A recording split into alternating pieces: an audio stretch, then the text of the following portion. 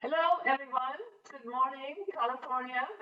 Hello, East Coast. So I'd like to welcome you to the CFRI Research Track sessions. I'm Beate Ilek. I'm a CFRI Research Advisory Committee member, and I have been the honor of directing the Elizabeth Nash Memorial Fellowship Program for more than almost 20 years. So I have the honor of reviewing incredibly innovative research project proposals. And we have two research programs at CFRI. One is the New Horizon funding mechanism that funds principal investigators in medical and academic institutions across the US. And we also have the Elizabeth Nash Memorial Fellowship Award that supports postdoctoral fellows, and these are PhD or MD fellows. So yesterday and today, we will hear about CFRI-funded researchers, and they will start telling us about their work. So just to give you a little background about CFRI. So CFRI was formed in 1975 and it granted its first research award in 1977 to Dr. Paul Quinton, who, as we know, transformed our understanding of cystic fibrosis. Since then, CFRI has funded over 10 million in research grants to scientists who have dramatically advanced the field. So this weekend, we will hear from 6 funded CFRI researchers, and you had the pleasure of hearing them yesterday. So there were 3 talks yesterday, and we will have 3 talks today. And for those who are interested in applying for funding, our next call for letters of intent will open in the fall. So now I'd like to introduce our first speaker of today, Dr. Xiaopeng Li. So Dr. Li trained as a postdoctoral fellow at UCSF studying lung stem cells. And Dr. Li is currently an associate professor in the Department of Pediatrics and Human Development in the College of Medicine at Michigan State University. His main research objective is to investigate the roles of the distal small airways in the pathogenesis of CF lung disease. He's investigating the mechanisms underlying regional differences in regulation of airway surface liquid pH, which determines host defense function, and selective modulation of the airway surface liquid pH in the small airways. So I'd like to welcome Dr. Li for his presentation of his talk, which is entitled today, Selective Targeting Distal Small Airways by Adeno-associated Virus Vectors, Implications for Gene Therapy and CF lung disease pathogenesis. Take it away, Dr. Li. We look forward to it. Hello, everyone. Thanks, CFRI to fund our research and give us opportunity to present our work here. The title is Selective Target Distal Small Airway by AAV Vectors. I have no things to disclose. The outline of this talk is, first we'll talk about the origin of CF lung disease. Then we'll discuss definition of small airways, why and how to study small airways, and CF small airways have host defense defect. Last, we're talking about targeting small airways for gene therapy and/or cell-based therapy. CF is caused by defect in CFTR and anion channel, which is permeable for both chloride and bicarbonate. Lung disease is the main cause of morbidity and mortality in people with CF. Lung disease, including bacterial colonization, chronic infection and inflammation, mucus plugging in both large and small airways. Disease pathogenesis remain controversial. I think CF-PIG and ferret could be provide a unique opportunity to study the pathogenesis. There are currently 6 classes of CFTR mutations. Fortunately, we have effective CFTR modulator to correct 90% of CF patient CFTR defect. But there are still have 10% CFTR defect has no treatment. So persistent question for CF lung disease in the era of CFTR modulator, including pathogenesis of CF lung disease, and find a novel therapy or effective treatment for the rest of 10% of CF patients. To answer those questions, we need an animal model because we cannot use newborn baby for our studies. Using the animal models, the current thinking about origin of CF lung disease is maybe the origin from the large airway because there's antimicrobial and mucociliary transport defect in the large airway, so causing the inflammation and bacterial communication in the lung. So why study small airways in CF? Small airways are also a site of lung disease. In addition, small airways have a great surface area than large airways. The dogma says CF lung disease starts in small airways, but there's no direct experimental data to support that. Having said that, there's abundant clinical data suggests involvement of small airways in the early pathogenesis of CF, including pathology data. CF infants die, in the early days without any effective treatment. They have bronchial wall thickening and dilation. So we can detect air trapping in peripheral lung in early CF lung disease. And the pulmonary function test showed small airway function 25 to 75% is declining, but the large airway function is stable.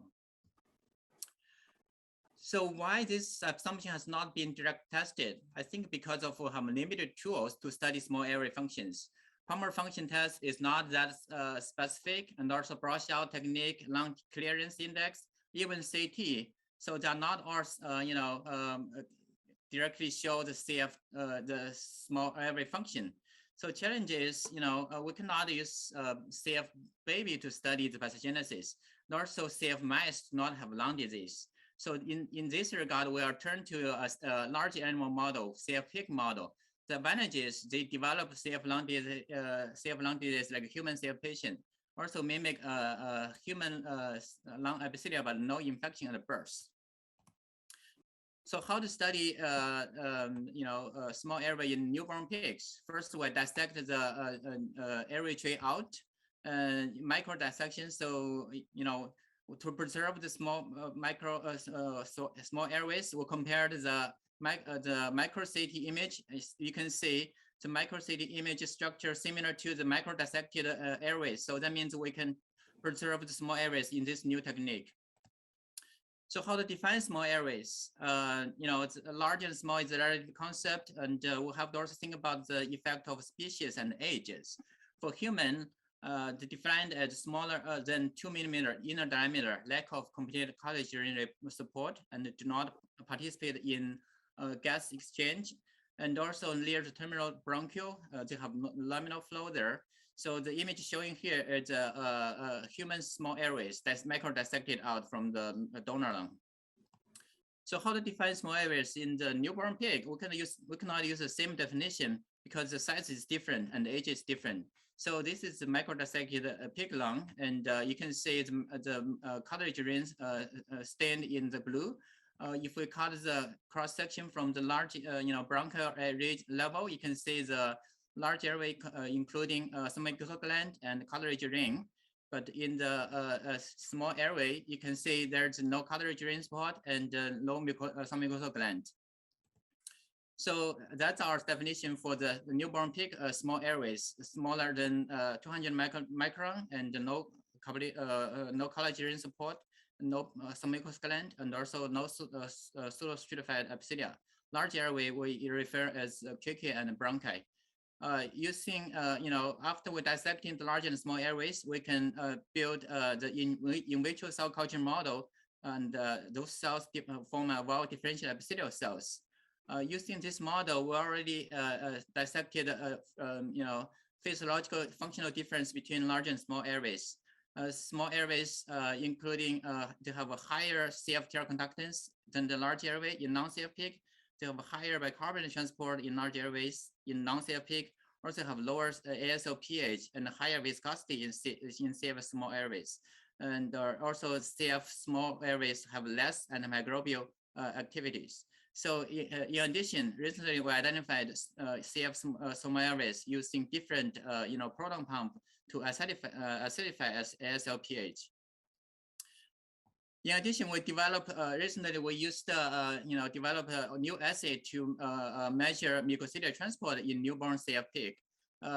Here, this is demonstrating we dissect the small airway out and we pin down the small airways and then load on the small area surface. We load some micro beads and then we can use the beads to check the maximum speed. You can see the movement of the beads crossing the small area, dissected small areas.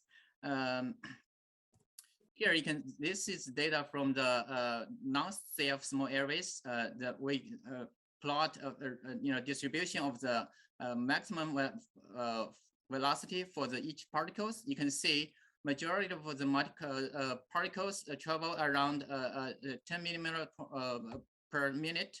So in the CF, the basal condition is similar. In addition, you can see those particles did not move around 10%. So when you would stimulate with the ATP, you can see with stimulate ATP, there are two purposes. One, stimulate serial beating. The second, also you can stimulate mucin release from the goblet cells. You can see, with ATP stimulation in long CF small airways, the maximum speed is increased. Also, there are some increased particles, in the small motion. That means there are some particles stuck. So while in this large area, while in the CF small areas, you can see the huge difference between the non-CF small area. So majority of the beads stuck in the about 30% stuck in the Vmax is near zero. So that means CF small areas has a mucociliary transport defect. So summarize here, I think here, both large airway and small airway have a CFTR the host defense defect and also mucociliary transport defect. So both sides could be a site for the disease initiation. I think, think about origin of CF lung disease, which side is most important, and large airway or small airways. I think both sides could be the initiation site. So, so we don't know which side is more important for disease development. So that's unanswered questions. For my hypothesis, maybe small airways are more important for CF lung disease development. So strategy to answer these questions, the strategy is to hunting for viral vector which can transduce distal small airways, so we can target a regional large airways, small airways differently.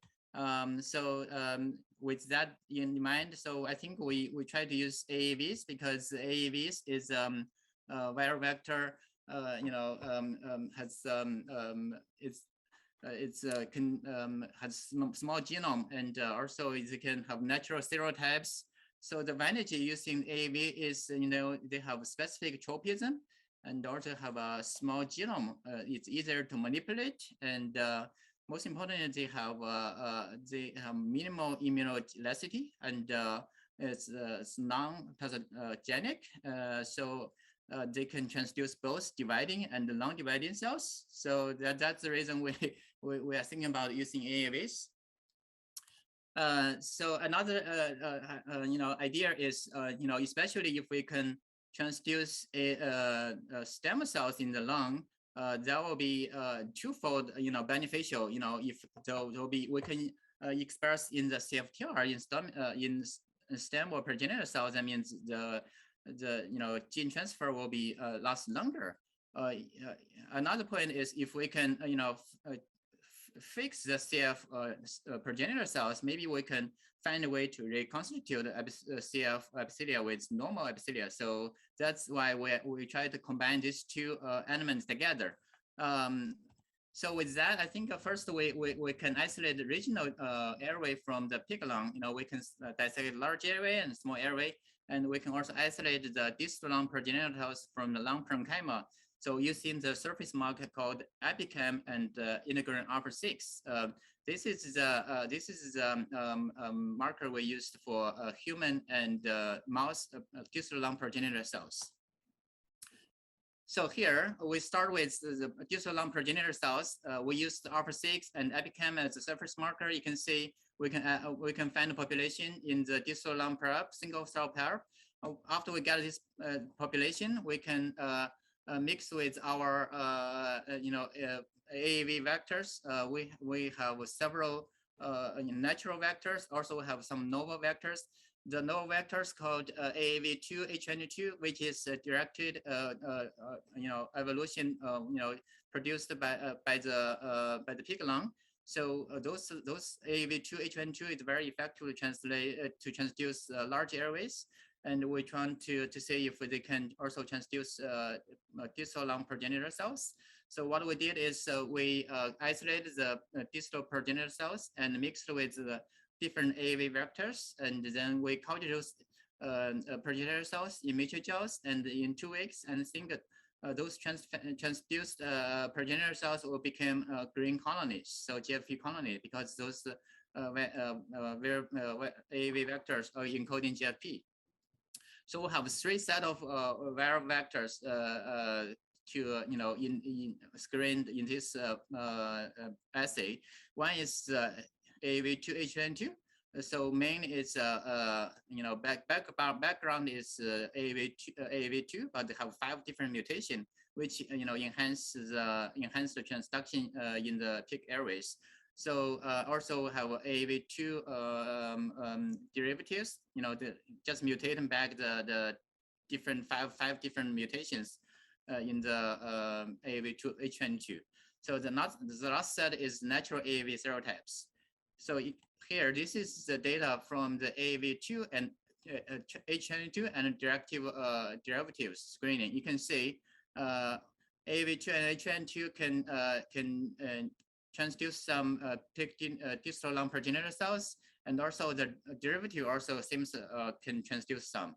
And we also calculated the transduction efficiency. You can see H2 is about transduce 60% colonies, and even the mutation with 207 even higher. So also we tested AAV2 and derivatives. You can see AAV2 is much less efficient to transduce distal lung progenitor cells, and their efficiency is about only 5 to 10%. The GFP colony we can count it for the total colony we got. So the third round is we screened the natural viral types, including 1, 2, 4, 5, 6, 8, and so you can see, AAV4 in this round stand out,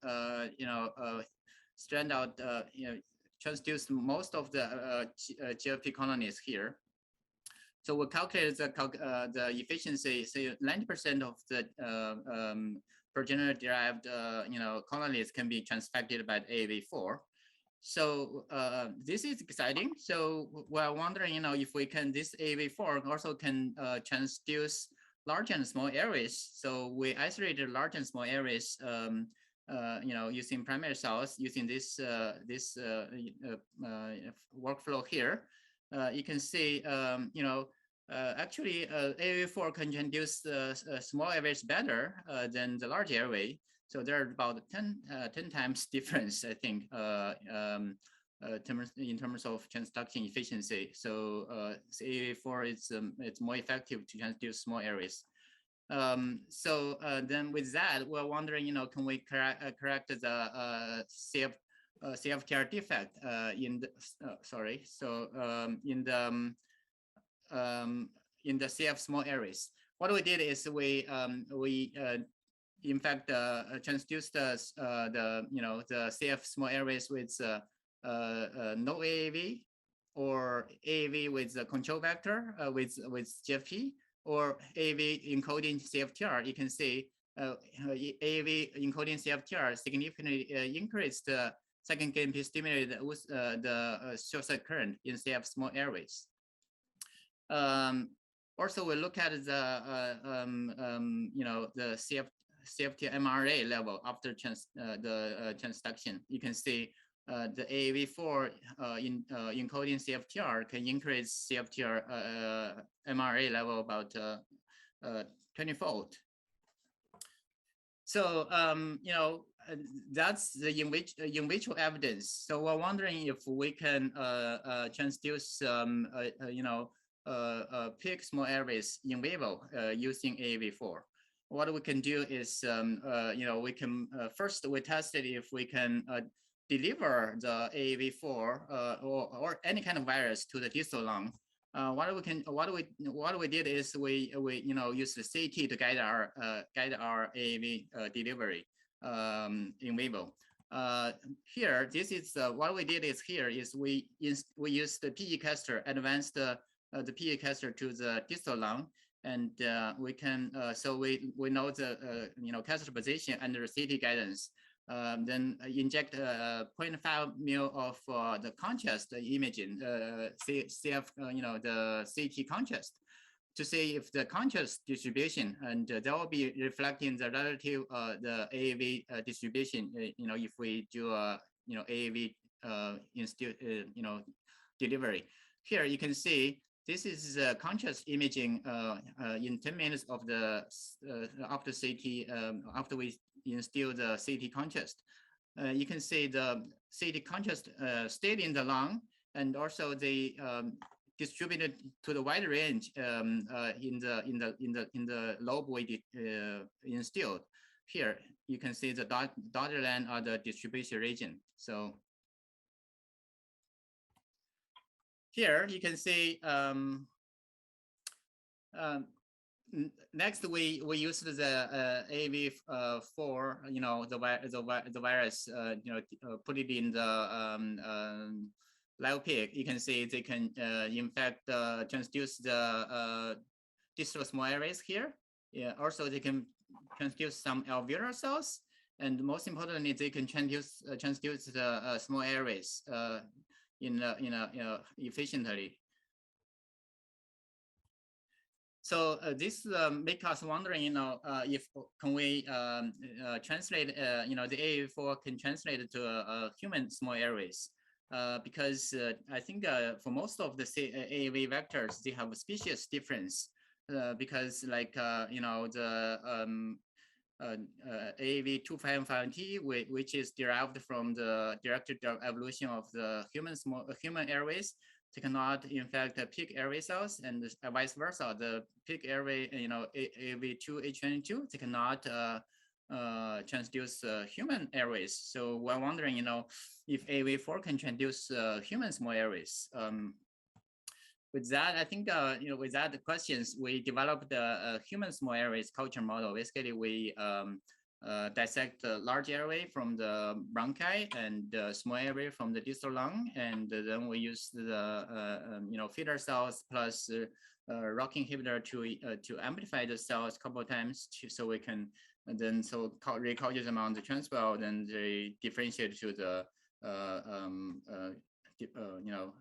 area well differentiated epithelial cells. Here, this is the image showing well differentiated epithelial cells. Left side is large airway, and the green one is the cilia staining, and the red one is the SCGB3A2, which is a small airway marker. So you can see the small airway marker only mostly expressed in the small airway, but not in large airways. And the natural question is, this difference, the large airway and small airway you cultured, do they have a gene expression profile difference? To answer these questions, and we did some bulk RNA-seq data from those expanded large and small areas. You can see large area and small area have a distinguished mRNA expression profile. Large airway, they express ADP12A, which is a proton pump acidifies the large airway, and the small airways, they have the SCGB3A2. Just confirming, the culture cells maintain some native tissue property. So then we added the AAV4 in the large and small airways to see if they can transduce the human airways. Here you can see, and actually AAV4 can,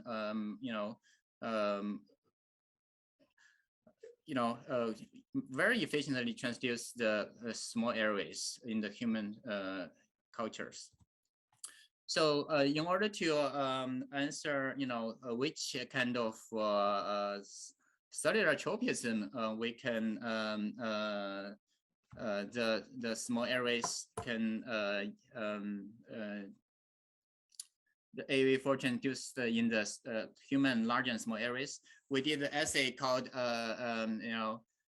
single cell RNA-seq. What we did here is after we transduce the human large and small airways, and we sort the GFP positive cells and the elective cells, and separately let them go through the 10x single cell RNA-seq. So that way we can collect enough sample for each population. So then that way we can quantify the the tropism better. So we can quantify, tease out which AAV4 can transduce which kind of cell types. That's the goal. So here you can see. I think after we combine four prep together, this is the UMAP we showed in the single cell RNA-seq.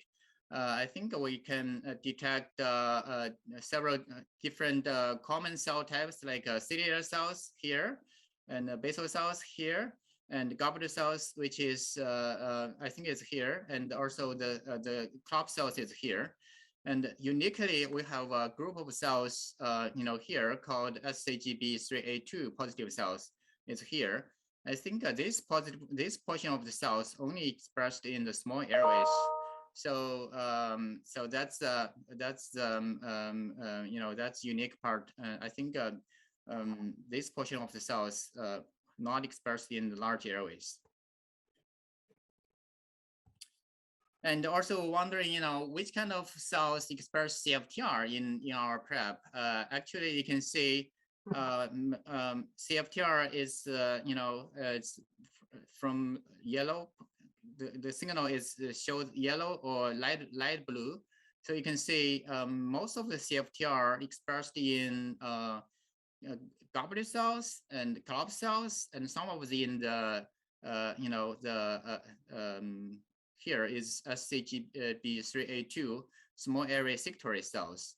Not much in the cellular cells, also not much in the basal cells. So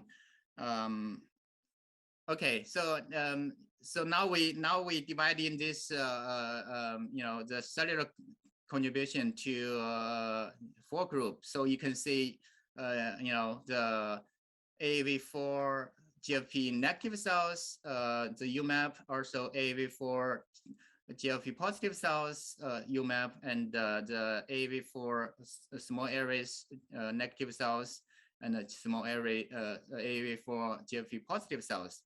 You can see, the GFP positive cells, because it's not AAV4 is not that effective to transduce a large airway, human large airway.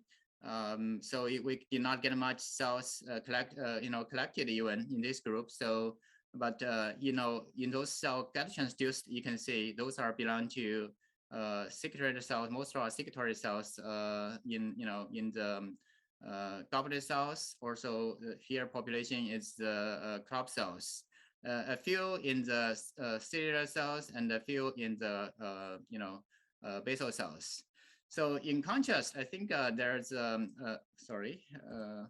there's a large portion of the small areas. I think transduce the SCGB3A2 positive cells, and also we have some goblet cells, and also club cells here. So I think based on this, we would say maybe the AAV4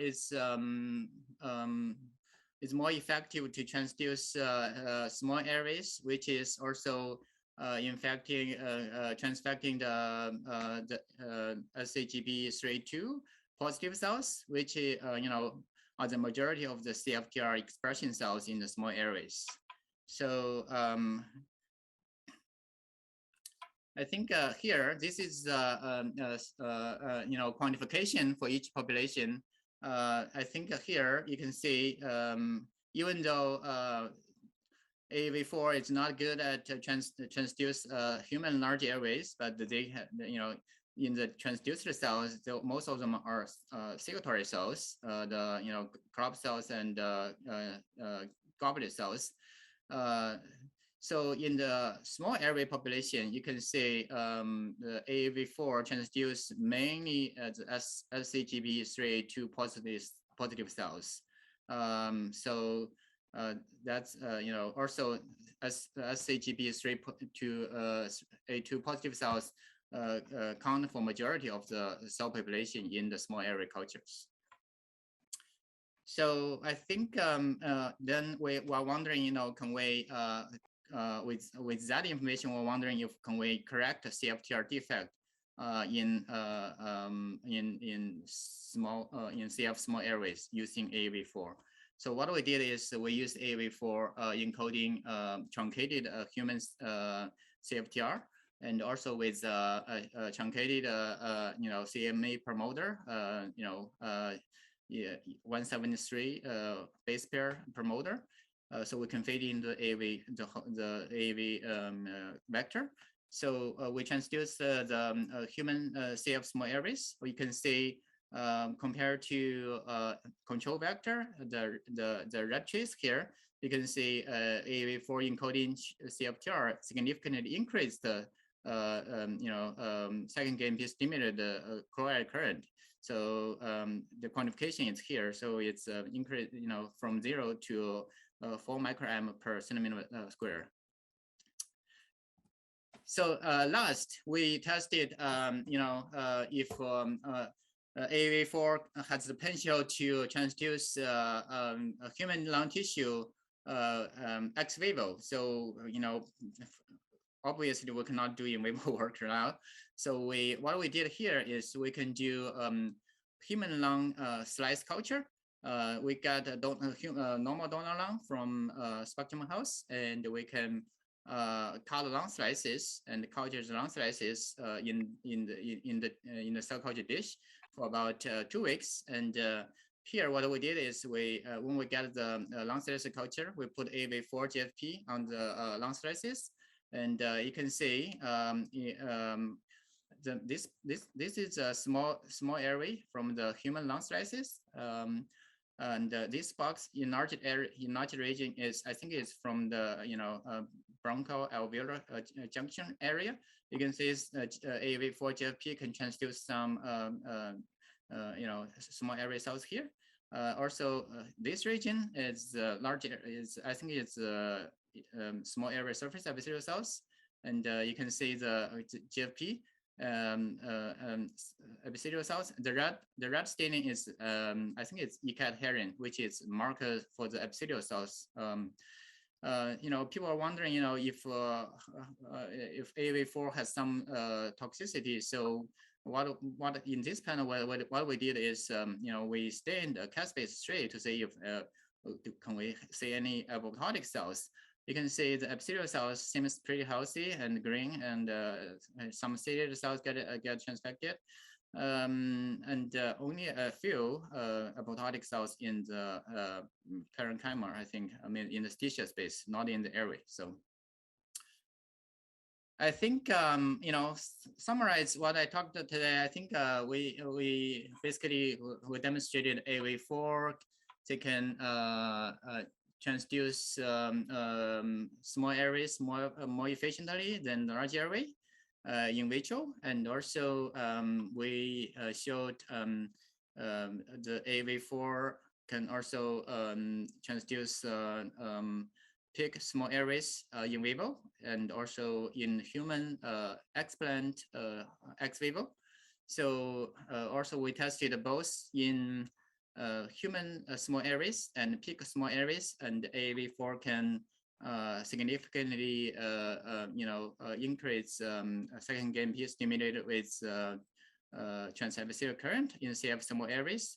when we use AAV for encoding, human CFTR. So I think with all this and the future direction, I would say is to use CF animals to target selectively different region of large and small airways.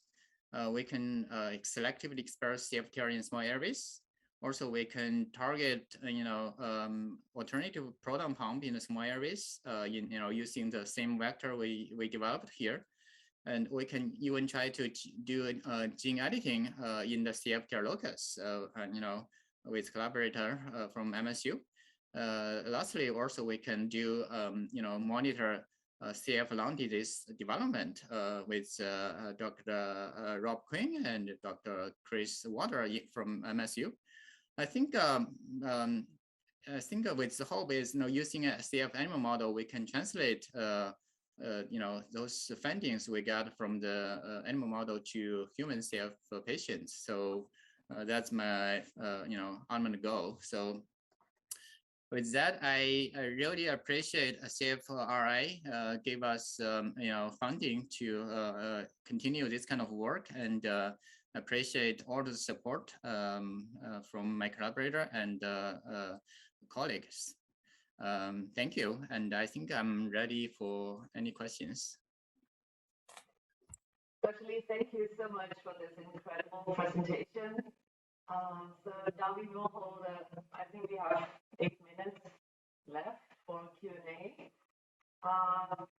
And so let me just read here what's in the chat so far. So David Wakefield wanted to know, how hard is it to dissect small airways from an animal you're studying? It seems really challenging to cut it out, or to, I mean, it really, I think you need some really sociable skills to do that. Yes, this is really, especially for the primary cell culture, it is a time-consuming process, and basically we're joking, we're doing haircut. Basically, we clip the small areas, piece by piece. So for one animals, we typically spend 2 hours to dissect the small airways, and yeah, that's why I have a lot of dedicated students to help me to get this done. So for typically we do one pair animals, one CF, one non-CF, so we can have a little bit of control at the same time. So that's a time-consuming process. Yeah. Thank you. So then Devin is wondering, what he's wondering about the AAV4 GFP seems to be working. Is it enough to make a meaningful difference for a CF patient? Would this vector be effective for other organs like the pancreas, as well as other parts of the lungs? What do you think? So AAV4 actually it's very interesting. Previous study showed if you inject with AAV4 intravenously, they can take most the organ transduced are liver, and also very effective to the lung, and so I think maybe also heart. So maybe there's some potential to study other organs too. So we are the first one to study the pig airway and human small airways. So I think AAV4 is unique because most of the natural AAV they require AAV receptor to get into the cells. And the same as AAV4 is unique. They don't need AAV4 receptor, so they are using they're using a unique mechanism we don't know yet. So so I think first to try to other systems to see if maybe it works in other organs too. So definitely it's demonstrated in the mouse, liver, and heart. So was to try the pancreas. You know, the beauty is people already tested, in the mouse systemically delivered the AAV4. So our goal is to cure, small airway disease. So that's why we focused on the small airway part. But I think definitely worth to study in other region. Yeah, thank you. So related to that question, I'm just learning more about AAV4, and I was wondering because you said you don't need a receptor, or the receptor isn't known. Can you hear me, Bill? Yeah. What's the question? Sorry. Yeah, so the question is, for example, do you know where the AAV actually enters the cell? Is it from the apical side or from the basolateral side of the cell? Oh, I think for our I think it can be transfected from both sides, right? Because people tested, from intravenously, they can inject the AAV through the tailwind. They can transduce the lung pretty well. And in our case, we transduced from the apical side. We delivered the AAV vector from the apical side. I think that way we think we can control the delivery region. So we can use the bronchoscope, get into the small airway, and also put a catheter in there and instill some virus there. And so then they get picked up locally. So I think the detailed mechanism, I think how AAV4 transduce Airways, we don't know yet. I think seems it's working from apical side. I think that's another region we need area we need to study. Basically, which receptor they are using to get in. So that's very interesting question to figure out. Mm-hmm. So I was wondering, so apical delivery has the challenges of penetrating the mucus in cystic fibrosis. I was wondering, are AAV viruses advantageous compared to other delivery methods? Or do you have the same problems of getting the virus through the sticking mucus? That's a challenge, right? Especially for the advanced lung disease, they have very thick mucus lying on their airways. I think one way to get around of that is we try to do gene therapy early disease. So which at that time they don't have much mucus build up in the lung. For example, in our pig model, we can do gene delivery in the week of the within 1 week after birth. I think for invasion for the CF baby, I think maybe we can wait at least in the after 1 year old, and we can still there's minimum lung disease development there. Maybe we can intervention early. So that's I think that's one way to get around the problem. I think mucus is always a problem. So especially in the advanced disease. So maybe with therapy development, maybe there's more efficient mucolytic reagent to clear the mucus first, and then you can try to deliver the virus second. So I don't think the AAV has maybe some AAV has the opportunity to penetrate the mucus. I never tested the idea yet. So, but I think generally mucus is a huge problem for gene therapy. Mm-hmm. Yeah, thank you. So regarding this mucus penetration, just like your model is fantastic. The model you talked about, the human slice culture model, I'd really like to learn a little bit more about that. So is that a good model to study penetration through mucus? Does your preparation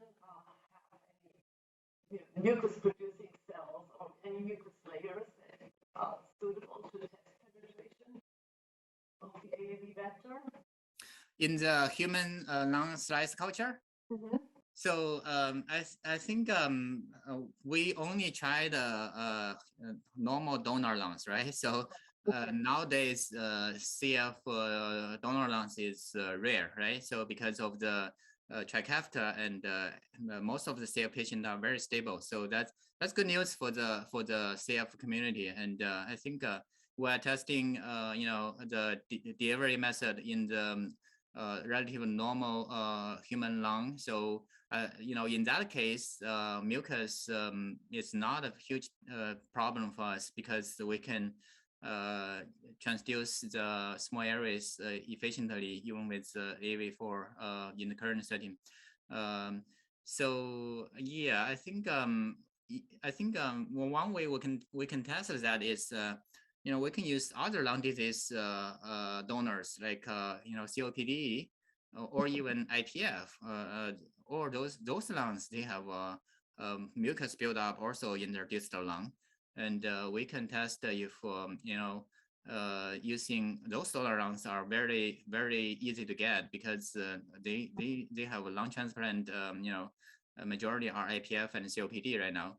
So we can use those donor lungs to cut lung slices and then try to test AAV if we can penetrate the mucus. So that's a good question. I think worth to try. Mm-hmm. Yeah. So I just have one more question coming in from Antonio Review. Are you finding the same mucus buildup in Trikafta patient lungs? So that's a clinical question. I'm not sure. Is that something you have observed? I think Trikafta can most patients don't produce sputum anymore, right? So I think they must the mucociliary transport they improved a lot. I think